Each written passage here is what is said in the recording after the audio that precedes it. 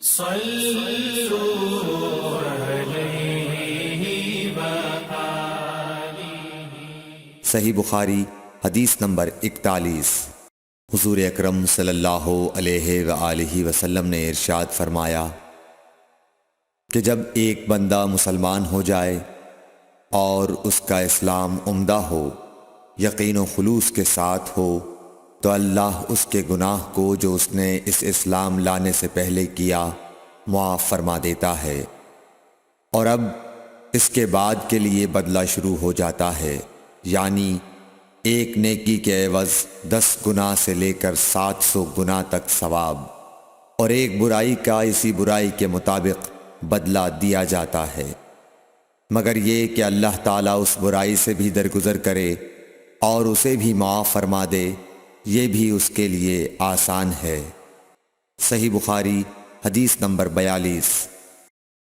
رسول اللہ صلی اللہ علیہ وسلم نے فرمایا کہ تم میں سے کوئی شخص جب اپنے اسلام کو عمدہ بنا لے، یعنی نفاق اور ریا سے پاک کر لے، تو ہر نیک کام جو وہ کرتا ہے اس کے عوض 10 سے لے کر 700 گناہ تک نیکیاں لکھی جاتی ہیں، اور ہر برا کام جو کرتا ہے تو وہ اتنا ہی لکھا جاتا ہے جتنا کہ اس نے کیا ہے۔ صحیح بخاری حدیث نمبر 43۔ رسول اللہ صلی اللہ علیہ وسلم ایک دن حضرت عائشہ رضی اللہ تعالی عنہا کے پاس آئے۔ اس وقت ایک عورت حضرت عائشہ رضی اللہ تعالی عنہا کے پاس بیٹھی تھی۔ آپ صلی اللہ علیہ وسلم نے دریافت کیا، یہ کون ہے؟ عرض کیا، فلاں عورت، اور اس کی نماز کے اشتیاق اور پابندی کا ذکر کیا۔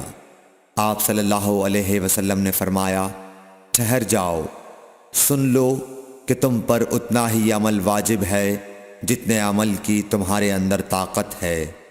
اللہ کی قسم، ثواب دینے سے اللہ نہیں اکتاتا، مگر تم عمل کرتے کرتے اکتا جاؤ گے، اور اللہ کو دین کا وہی عمل زیادہ پسند ہے جس کی ہمیشہ پابندی کی جا سکے، اور انسان بغیر اکتائے اسے انجام دے۔ صحیح بخاری حدیث نمبر 44۔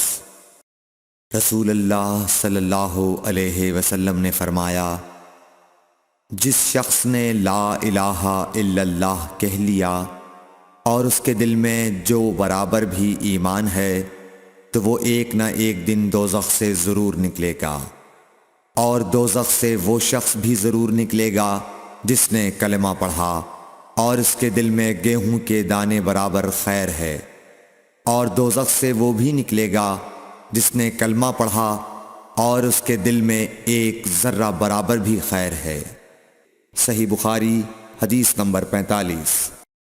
ایک یہودی نے حضرت عمر بن خطاب رضی اللہ تعالیٰ عنہ سے کہا کہ اے امیر المومنین، تمہاری کتاب قرآن میں ایک آیت ہے جسے تم پڑھتے ہو، اگر وہ ہم یہودیوں پر نازل ہوتی تو ہم اس کے نزول کے دن کو یوم عید بنا لیتے۔ آپ نے پوچھا، وہ کون سی آیت ہے؟ اس نے جواب دیا، سورہ مائدہ کی یہ آیت کہ آج میں نے تمہارے دین کو مکمل کر دیا اور اپنی نعمت تم پر تمام کر دی اور تمہارے لیے دین اسلام پسند کیا۔ حضرت عمر رضی اللہ تعالی عنہ نے فرمایا کہ ہم اس دن اور اس مقام کو خوب جانتے ہیں۔ جب یہ آیت رسول اللہ صلی اللہ علیہ وسلم پر نازل ہوئی، اس وقت آپ صلی اللہ علیہ وسلم عرفات میں جمعے کے دن کھڑے ہوئے تھے۔ صحیح بخاری حدیث نمبر 46۔ طلحہ بن عبید اللہ کہتے تھے کہ نجد والوں میں سے ایک شخص حضرت صلی اللہ علیہ وسلم کے پاس آیا، سر پریشان یعنی بال بکھرے ہوئے تھے۔ ہم اس کی آواز کی بن بناہٹ سنتے تھے اور ہم سمجھ نہیں پا رہے تھے کہ وہ کیا کہہ رہا ہے، یہاں تک کہ وہ نزدیک آن پہنچا جب معلوم ہوا کہ وہ اسلام کے بارے میں پوچھ رہا ہے۔ حضرت صلی اللہ علیہ وسلم نے فرمایا کہ اسلام دن رات میں 5 نمازیں پڑھنا ہے۔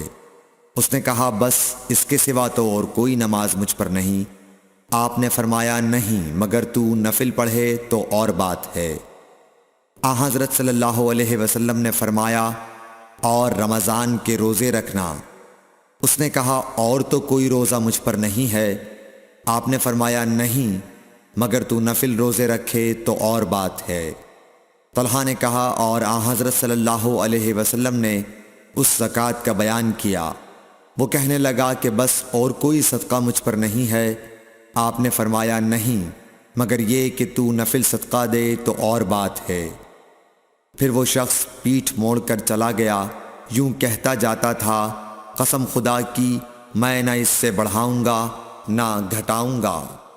آن حضرت صلی اللہ علیہ وسلم نے فرمایا اگر یہ سچا ہے تو اپنی مراد کو پہنچ گیا۔ صحیح بخاری حدیث نمبر 47۔ آن حضرت صلی اللہ علیہ وسلم نے فرمایا جو کوئی ایمان رکھ کر اور ثواب کی نیت سے کسی مسلمان کے جنازے کے ساتھ جائے اور نماز اور دفن سے فراغت ہونے تک اس کے ساتھ رہے تو وہ 2 قیرات ثواب لے کر لوٹے گا۔ ہر قیرات اتنا بڑا ہوگا جیسے احد کا پہاڑ۔ اور جو شخص جنازے پر نماز پڑھ کر دفن سے پہلے لوٹ جائے تو وہ 1 قیرات ثواب لے کر لوٹے گا۔ صحیح بخاری حدیث نمبر 48۔ آن حضرت صلی اللہ علیہ وسلم نے فرمایا کہ مسلمان کو گالی دینے سے آدمی فاسق ہو جاتا ہے اور مسلمان سے لڑنا کفر ہے۔ صحیح بخاری حدیث نمبر 49۔ آن حضرت صلی اللہ علیہ وسلم اپنے حجرے سے نکلے، لوگوں کو شب قدر بتانا چاہتے تھے وہ کون سی رات ہے۔ اتنے میں 2 مسلمان آپس میں لڑ پڑے۔ آپ صلی اللہ علیہ وسلم نے فرمایا میں تو اس لیے باہر نکلا تھا کہ تم کو شب قدر بتلاؤں، اور فلاں فلاں آدمی لڑ پڑے تو وہ میرے دل سے اٹھا لی گئی، اور شاید اسی میں کچھ تمہاری بہتری ہو، تو اب ایسا کرو کہ شب قدر کو رمضان کی 27ویں، 29ویں اور 25ویں رات میں ڈھونڈا کرو۔ صحیح بخاری حدیث نمبر 50۔ ایک دن آن حضرت صلی اللہ علیہ وسلم لوگوں میں تشریف فرما تھے کہ آپ کے پاس ایک شخص آیا اور پوچھنے لگا کہ ایمان کسے کہتے ہیں۔ آپ صلی اللہ علیہ وسلم نے فرمایا کہ ایمان یہ ہے کہ تم اللہ پاک کے وجود اور اس کی وحدانیت پر ایمان لاؤ، اور اس کے فرشتوں کے وجود پر، اور اس اللہ کی ملاقات کے برحق ہونے پر، اور اس کے رسولوں کے برحق ہونے پر، اور مرنے کے بعد دوبارہ اٹھنے پر ایمان لاؤ۔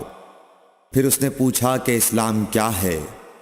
آپ صلی اللہ علیہ وسلم نے پھر جواب دیا کہ اسلام یہ ہے کہ تم خالص اللہ کی عبادت کرو اور اس کے ساتھ کسی کو شریک نہ بناؤ، اور نماز قائم کرو، اور زکوٰۃ فرض ادا کرو، اور رمضان کے روزے رکھو۔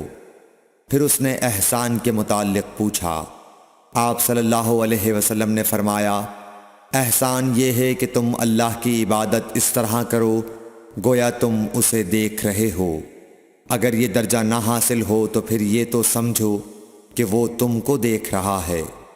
پھر اس نے پوچھا کہ قیامت کب آئے گی؟ آپ صلی اللہ علیہ وسلم نے فرمایا کہ اس کے بارے میں جواب دینے والا پوچھنے والے سے کچھ زیادہ نہیں جانتا، البتہ میں تمہیں اس کی نشانیاں بتلا سکتا ہوں۔ وہ یہ ہیں کہ جب لونڈی اپنے آقا کو جنے گی، اور جب سیاہ اونٹوں کے چرانے والے دیہاتی لوگ ترقی کرتے کرتے مکانات کی تعمیر میں ایک دوسرے سے بازی لے جانے کی کوشش کریں گے، یاد رکھو قیامت کا علم ان 5 چیزوں میں ہے جن کو اللہ کے سوا کوئی نہیں جانتا۔ پھر آپ صلی اللہ علیہ وسلم نے یہ آیت پڑھی کہ اللہ ہی کو قیامت کا علم ہے کہ وہ کب ہوگی۔ پھر وہ پوچھنے والا پیٹھ پھیر کر جانے لگا۔ آپ نے فرمایا کہ اسے واپس بلا کر لاؤ۔ لوگ دوڑ پڑے مگر وہ کہیں نظر نہیں آیا۔ آپ صلی اللہ علیہ وسلم نے فرمایا کہ یہ جبرائیل علیہ السلام تھے جو لوگوں کو ان کا دین سکھانے آئے تھے۔ Thanks for watching. Don't forget to like, comment, share and subscribe to